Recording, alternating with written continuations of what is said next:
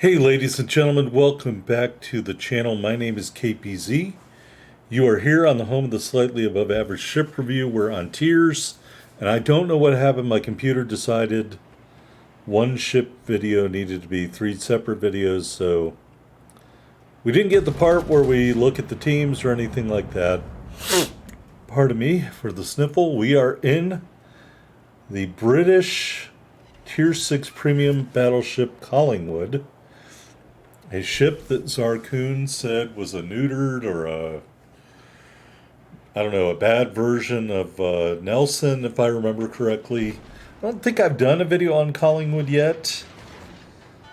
I would like to, I'm going to combine two videos into one, I guess. This is the Tech Tree Spotlight. But this, the Collingwood, is also the ship at Tier 6 as far as the battleships that gets me. So we will talk about both those things here in the port today. There were many battleships named Collingwood. This ship you were looking at did not exist. I want to say there was a St. Vincent class battleship named Collingwood. I think it was broken up after World War I. This ship was part of the G3 battlecruiser project, allegedly according to Wargaming. British engineers considered replacing the 406mm triple turrets with twin 419mm guns, but due to the Washington Naval Treaty, this was canceled. The damage record of Collingwood on WoW's builds, which is no longer being updated, is 234,453. Here we got our first kill, taking out that, I think it was a battleship that was very annoying to me, maybe a Nagato. All right, here's a Rochester. I guess I should put on my glasses if I'm going to talk about the game. We got a dev strike on that Nagato. So right now, the carrier has just started to target me with aircraft. I want to say the Collingwood has okay AA, but it's a deceiving number. We'll talk about that in the port. So it's not as good as it should be, meaning the number will lead you to believe the ship has good AA. And I am telling you, I don't think it does. I don't know if the Rochester has torpedoes. We are proceeding forward despite not really having any backup anywhere near me. I am going to turn a little bit and engage these heels. I would say these heels might be an improved heel or maybe a greater heel, but they are definitely not a super heel. That's for sure. I am going to largely ignore any other ship. There is the Enterprise out there. All right, maybe I won't totally ignore the Enterprise. If you're not familiar or you haven't watched my Enterprise video yet, the Enterprise has a very deep water citadel. Very tough to citadel the Enterprise. So I'm going to line my shots up, but essentially we are not going to do a ton of damage there. All right, turning my attention back to Rochester, which is trying to play Ring Around the Rosie with me. Look at that. Look at that. A citadel on the Enterprise, a difficult ship to citadel based on the position of the citadel in the water, but I still managed to pull it off. Yes, you are welcome, as the Enterprise targets me with torpedoes. We are eventually going to catch up as I take some fire from someone. Ouch. That wasn't the Enterprise, that's for sure. But we are going to eventually catch up with the Rochester here. So essentially, think of this as a Nelson with two barrel turrets, or two rifle turrets. We are going to catch up. Let me see if I can find that Zarkoon video title. And looking for whoever was shooting at me, I really can't find them. More torpedo planes are coming in. The AA is going off. We are shooting down airplanes. But eventually, oh, look at that beautiful dodge of torpedoes. The Rochester runs out of room. And he's going to try to damage me. But due to my angling, he missed my citadel or whatever. We smashed him pretty hard. And the reload is going to come here. Too little, too late, Mr. Rochester. Kill number 2. All right, let's see if I can find this video. Just to read you the title, Tragically inferior HMS Nelson. That is on the title card. So that's that. I'm going to try not to play the video out loud. Just to see what he got damage-wise in this video while we continue on with the game. I have to skip a lot because, yeah, he looks like he had a pretty good game. All right, back to Enterprise. We already citadeled him once. We were shooting down airplanes apace. By the way, we have 123,000 damage after disposing of what I think was correct, Nagato and Rochester, and a Citadel hit on the Enterprise. We're going to turn in because I like turning back and forth and get some more shots off. And dodgy on some torpedoes. Another Citadel hit on the Enterprise. I think this torpedo is going to swap paint with my hull, but not actually hit my ship. Amazing. All right, turrets continuing to turn. One more cell. Oh, it's a Lexington. Never mind everything I said about Citadels. All right, that time we don't get a Citadel hit on the Lexington. See, this is what happens when I don't have my starting setup like I normally do. I would have known that this wasn't the Enterprise. I was counting on my memory at this point. All right, we're going to line it up here and shoot it. And hopefully that will vanquish the Lexington. And it does. Kill number 3. We're at 153k damage right now. All right, we got to the end of Zarkoon's match. How did he do in the Collingwood? He just skipped over the damage. 148k. All right, so we're doing pretty good in our game here. We've got 164k, just unlocked high caliber metal, going after the Colombo here. And I am not worried. I've got my forward turrets. He can shoot those secondaries. Ouch, we took that shit on the nose. This ship doesn't have the armor, you know. So basically right here, I'm hoping to get to the magazine and detonate it, and that did not happen. So I know I am going to be destroyed by this ship. But we do set him on fire on the way out the door. We're just not going to get this reload in time. We don't have enough health to survive any hit he could deal to us. And right as I thought I was going to get the reload, he takes me out. So we ended up with a really pretty good damage number. So I'm pretty happy with that. 172k and change in the Collingwood.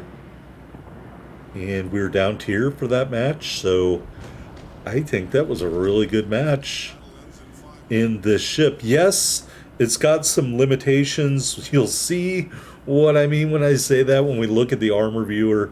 Terrifying limitations. But that being said, I actually like the Collingwood. It's a little bit more challenging than the Nelson. You're not cranking out the fire. But that being said, you do have a much longer range of the guns, at least with the way I configure the ship. We're talking about 3k of extra range. And I do have the range commander in there for the UK. So that is how I recommend you run the ship. But we will talk about all that in the port if we ever get to go there. By the way, I'm traveling for work this week. It's probable that there will not be a video on Thursday. However, I have some other content up on the channel, as you can see. Maybe I could possibly get a makeup video in on Friday. I just can't promise you that. If worse comes to worse, I may have to post a carrier view video. So I'm trying not to do that. But while we're talking about other videos, I've been playing cruisers all weekend, trying to get a American cruiser video out, playing the Dallas and the Picola, and let me just tell you, it's it's not going very well. So I don't really know if I want to continue trying to do those tech tree spotlights on those cruisers because I'm having 3 kill games with about 50k damage, and I just don't see the need to post those kind of videos. They don't do anybody any good. So maybe you are better off seeking your cruiser guidance, pardon me, from someone who is actually good at playing cruisers. I'm not saying I don't have my moments in a cruiser, but usually those are premium cruisers, and the American tech trees just not cruisers I jive with. Russian heavy cruisers, yes, I can deal with those a little bit better, but I'm not having any luck in the Picola, and so that will probably end that tech tree spotlight series unless I manage to get a good game in there somewhere. All right, here on the victory screen, high caliber metal, devastating strike metal. We ended up with 172,567 total damage. Shot down 19 airplanes, 3 kills, 6 hits to Citadel, and a handful of fires there. 944,461. Definitely a good credit earner. 1,100 ship XP, 2,100 commander XP. Over 3,000 green XP here in the Collingwood.